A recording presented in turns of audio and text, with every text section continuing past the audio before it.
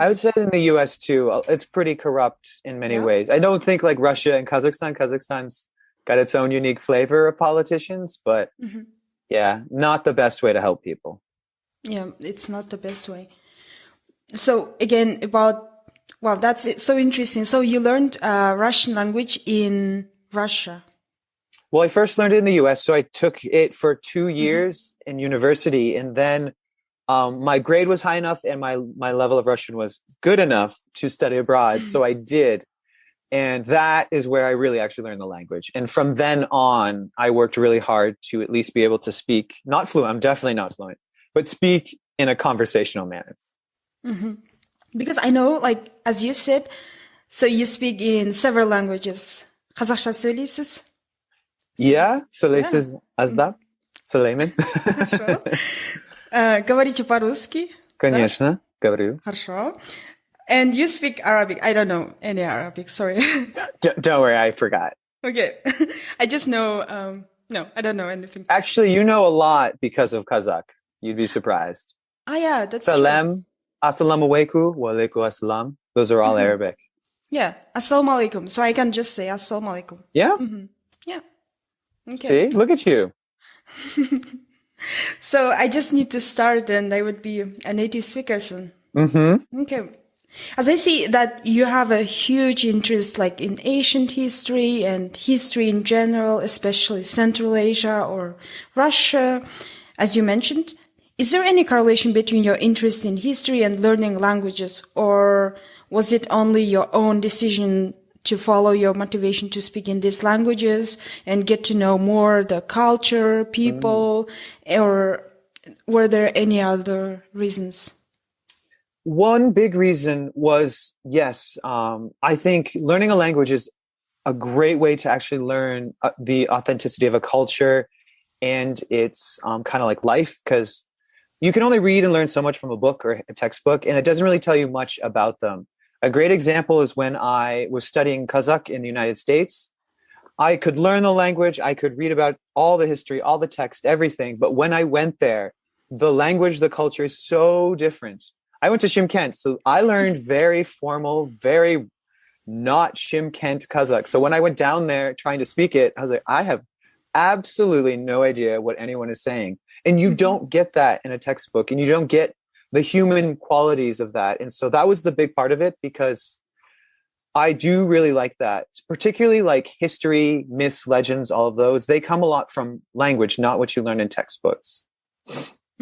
Yeah, especially in southern part in Shymkent, we speak very fast and we shorten some kind of like Salimits B would be Samatsa.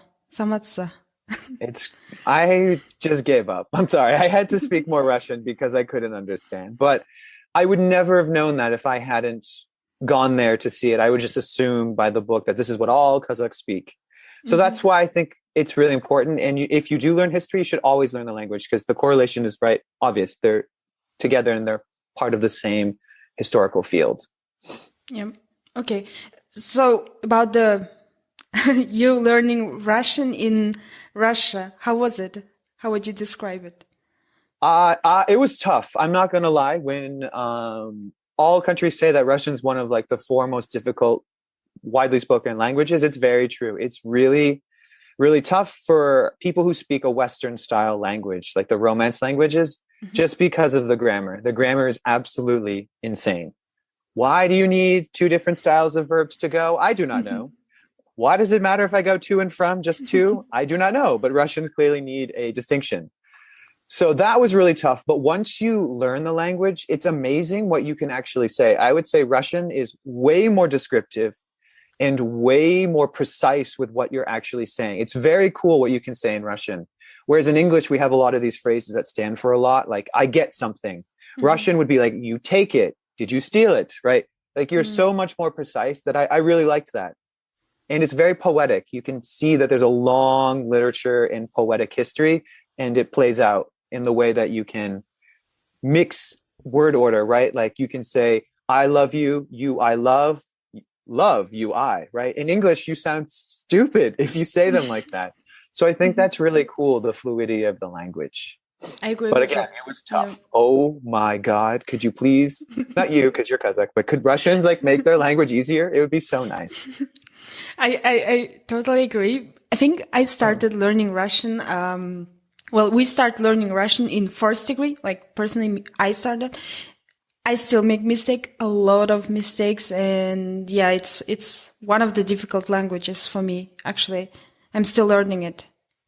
And the thing is, what you said about Russians, like being specific, it's so true.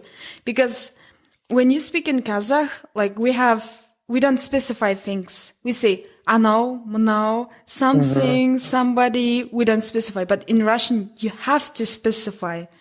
Even when you are not specifying, it's already clear if it's she Super. or her. Yeah, she or him. Yeah. It's so cool. And also about the difficulty. So you learned Kazakh and Russian. How much difficult was it learning Russian difficult or Kazakh? I will say this. They're two totally different languages. Russian was difficult on its own because of the complexity of the language.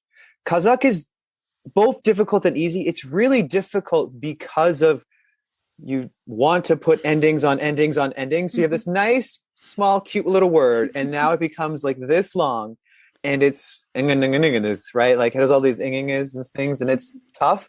But on top of that, you speak in a very inverted way to, for example, English speakers, where the verb goes near the end, and that's very hard, but also super cool because it means that, at least how I interpret it, is that when you speak Kazakh, you already kind of know what you want to say and what you're going to say Hmm. because you already know the verb. And I'm like, I have, like, when I speak English, I do not know what I say. It develops as I speak. Kazakh is really cool. It's like planned. But if you don't know what you're saying, dear God, Kazakh is so difficult, particularly these I think phrases where you say, like, what you think first and then I think. Yes.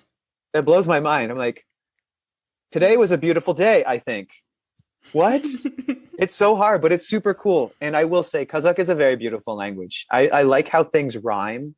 I think that's a really, like Turkic language in general, how they have this rhyming scheme is very, very beautiful. It makes for really elegant